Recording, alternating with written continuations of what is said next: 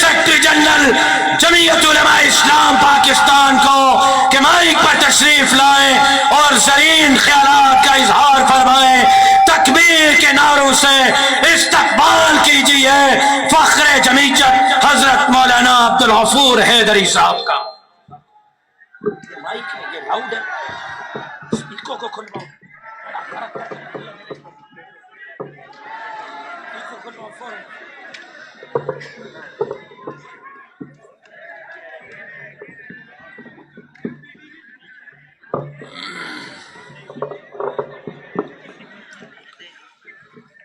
الحمد لله رب العالمين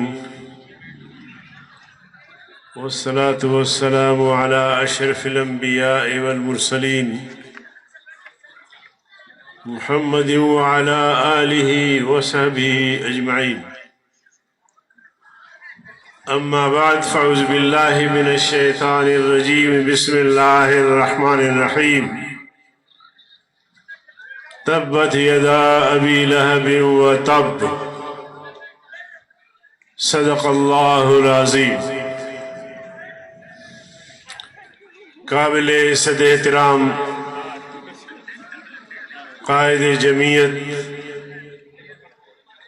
رہبر امت، سالار قافلہ حریت حضرت مولانا فضل الرحمان صاحب،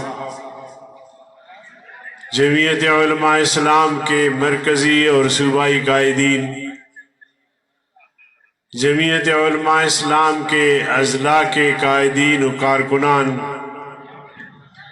کراچی کے غیور مسلمان بھائی اور دوستوں، السلام علیکم ورحمۃ اللہ وبرکاتہ. سب سے پہلے میں جمعیت علماء اسلام کی صوبائی قیادت،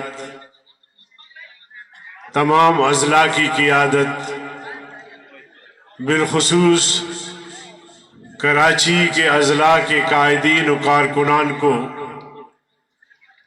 مبارکباد پیش کرتا ہوں اور ان کی ہمت اور جرأت کو سلام پیش کرتا ہوں کہ جب بھی قائد نے پکارا، سردی ہو یا گرمی، روشنی ہو یا تاریکی، آپ نے قائد جمعیت کی آواز پہ لبیک کہا اور اتنا بڑا تاریخ ساز شاندار جلسہ ہر موقع پہ آپ نے منعقد کیا. میں پھر آپ سب کو خراج تحسین پیش کرتا ہوں. میرے محترم بھائیوں، ہمیں اس عظیم الشان کانفرنس کے انعقاد کی ضرورت کیوں پڑی؟ آپ کو معلوم ہے کہ عمران اور اس کی حکومت کو جب ہم نے آئینی طریقے سے، قانونی طریقے سے ہٹایا، بلکہ قائد جمعیت نے عمران کو اس 4 سالہ جد و جہد میں چت کر دیا تو وہ پاگل ہو گیا، اور پاگل پن کا مظاہرہ وہ ہر جگہ کر رہا ہے. مگر اس کی پارٹی نے جس طرح حرم نبوی میں جا کر شرمناک حرکتیں کی، حرم نبوی کا تقدس پامال کیا، نہ صرف یہ کہ انہوں نے حرم نبوی کا تقدس پامال کیا، بلکہ پوری دنیا میں پاکستان کو رسوا کیا. ایسے لوگ جو ان حرکتوں میں ملوث تھے، اب تک تو ان کو کیفر کردار تک پہنچانا چاہیے تھا. کیا مصلحتیں ہیں؟ حضور صلی اللہ علیہ وسلم کی گستاخی بہت بڑی بات ہے، بہت بڑی بات ہے. حضور صلی اللہ علیہ وسلم کے سامنے بلند آواز سے بات کرنا، اس سے منع کیا. کس نے منع کیا؟ اللہ رب العالمین نے منع کیا. حضور صلی اللہ علیہ وسلم کی توہین، حضور صلی اللہ علیہ وسلم کو خدا نخواستہ گالیاں اور ان کے بارے میں بدزبان استعمال، اس کا جواب اللہ رب العالمین نے خود دیا ہے. جب بھی کوئی ایسا واقعہ پیش آیا، اللہ رب العالمین نے خود جواب دیا. حضور صلی اللہ علیہ وسلم نے جب کفار کو جمع کیا اور ان سے پوچھا کہ کیا میں محمد جو آپ کے درمیان میں نے پوری زندگی گزاری ہے، کبھی میں جھوٹ بولا ہوں آپ سے؟ کبھی میں نے کوئی غلط بیانی کی ہے؟ کبھی امانت میں خیانت کی ہے؟ تو سب بیک زبان ہو کر کہتے تھے اے محمد آپ نے کبھی ایسا نہیں کیا، ہم نے آپ میں کبھی ایسی چیز نہیں دیکھی. تو جب انہوں نے اقرار کیا، اعتراف کیا، تو حضور اکرم صلی اللہ علیہ وسلم نے فرمایا کہ میں نے تمہیں یہاں اس لیے جمع کیا ہے کہ تم سب کلمہ لا الہ الا اللہ پڑھو. جب تم اعتراف کرتے ہو کہ میں غلط نہیں ہوں، تو اس بات میں بھی میں غلط نہیں ہوں، لہذا تم میرے ساتھ کلمہ پڑھو اور مسلمان ہو جاؤ. تو ابو لہب نے کہا تبا لک یا محمد لہذا جمعتنا، اے محمد خاک آلود اور ہلاکی ہو، تمہارے لیے بد دعا دی حضور صلی اللہ علیہ وسلم کو. تو اللہ تعالیٰ سے یہ گوارا نہ ہوا، اللہ نے پوری سورت نازل فرمائی اور ابو لہب کی مذمت کی. کافروں نے کہا کہ محمد صلی اللہ علیہ وسلم کے بیٹے زندہ نہیں رہتے، ان کے فوت ہو جانے سے یہ تحریک ختم ہو جائے گی، یہ سلسلہ ختم ہو جائے گا. تو اللہ رب العالمین نے کفار کی اس سوال کا، اس کہے کا اللہ نے خود جواب دیا انا اعطیناک الکوثر فصل لربک وانحر ان شانئک هو الابتر. اللہ نے قرآن کریم میں کئی مقامات پر اس طرح کے جوابات دیے ہیں. وَرَفَعْنَا لَكَ ذِكْرَكَ. یہ کیا ہوتے ہیں کافر، یہ کیا ہوتے ہیں یہودی، یہ کیا پروپیگنڈا کرتے ہیں؟ ہم نے تو آسمان اور زمین میں تیرا ذکر ہی بلند کیا ہے، تو ہی رہے گا، یہ نیست و نابود ہو جائیں گے. ظالموں، تم پھر بھی اپنے آپ کو مسلمان نہیں آتی، جا کے روزہ اقدس کے سامنے بے حرمتی کا ارتکاب کرتے ہو، شہباز شریف کے خلاف نعرے لگانے ہوتے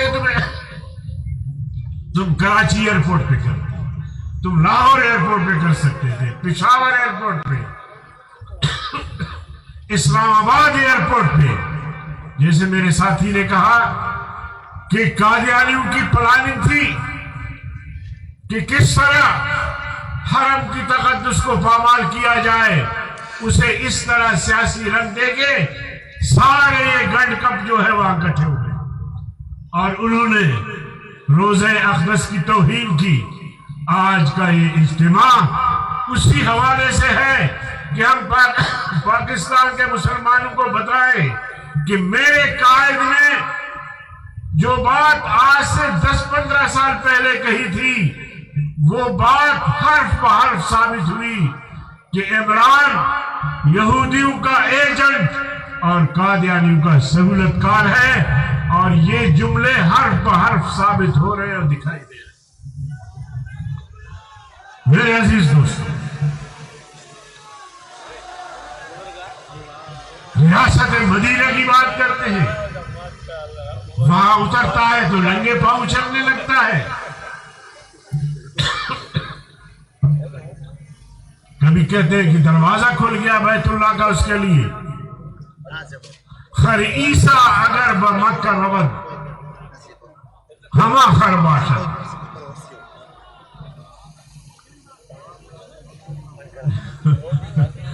بعض آیت ہنو خر باشد، ہنوز خر باشد، یعنی اگر عیسیٰ علیہ السلام کا گدھا بیت اللہ کا سفر کرے، بیت اللہ کو دیکھے، اور اگر واپس آئے تو پھر بھی وہی گدھا ہی گدھا رہے گا، اس میں کوئی تبدیلی نہیں آئے گی۔ آپ کے سندھ کے ایک فقیر گزرے ہیں، وطائے فقیر، اس کو درود شریف پڑھے۔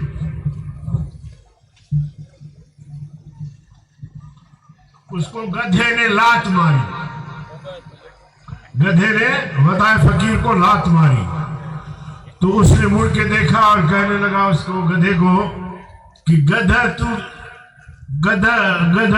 آئے، گدھا تو پہنے آئے ماتوں کے چھاچواں، یعنی گدھا تو پہلے سے ہے، اس سے بری گالی ہوتی نہیں جو میں تمہیں دے دوں۔ اب عمران گدھا تو ہے، اس سے بڑی گالی ہو نہیں سکتی کہ ہم اس کو دے دیں۔ اب اس گدھے کو کیا پتا کہ حرم نبوی کا تقدس کیا ہے، حرم بیت اللہ کا تقدس کیا ہے۔ تمہارے لیے 100 بار بھی اگر بیت اللہ کا دروازہ کھلے تم گدھے ہو، گدھے ہی رہو گے۔ میرے عزیز دوستو، تماشا بنایا پاکستان کا، معیشت تباہ کر دی۔ ہم نے آئینی طور پر، دستوری طور پر اس کے خلاف عدم اعتماد لا کے اس کی حکومت کو ختم کر دی۔ اب ہم مانتے ہیں ہماری حکومت ہے، لیکن ابھی ہمیں 1 مہینہ نہیں گزرا، کہتے جی چیزیں ٹھیک نہیں ہو رہی۔ تم نے تو 4 سال لگائے، تم نے ملک کی معیشت کو تباہ و برباد کیا، نوجوانوں کو گمراہ کیا۔ ڈالر تمہارے ہی دور میں 185 اور 90 تک پہنچ چکا تھا۔ اب یہ سارا ملبہ تو ہم پہ ڈال رہے ہیں، لیکن ہم گھبرانے والے نہیں۔ کہتے ہیں ساتھی کہ جی وہ تو بڑے جلسے ہو رہے، جلسے کر رہے عمران۔ میں نے کہا ٹھیک ہے جلسہ کریں، تو ہم نے کب کہا کہ جہاد ختم ہو گیا؟ الجہاد ماضٍ الی یوم القیامہ، جہاد قیامت تک جاری رہے گا۔ عمران جیسے گدھوں کا ہم مقابلہ کرتے رہیں گے۔